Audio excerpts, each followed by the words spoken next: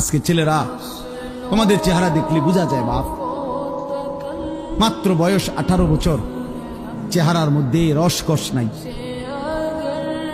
16, 18, 20 বছরের ছেলেদের সাফা ভিতরে ঢুকে গেছে। তোমাদের চুল দেখলে বোঝা যায়, তোমাদের চেহারার বিমর্ষ ভাব দেখলে বোঝা যায় গুনাহ করতে করতে তোমরা ক্লান্ত। গুনাহ করতে করতে অনেক ছেলে আছে, আমি তো জানি ভাই, আমার অনেক ছেলের সাথে সম্পর্ক আছে, শত শত ছেলের সাথে।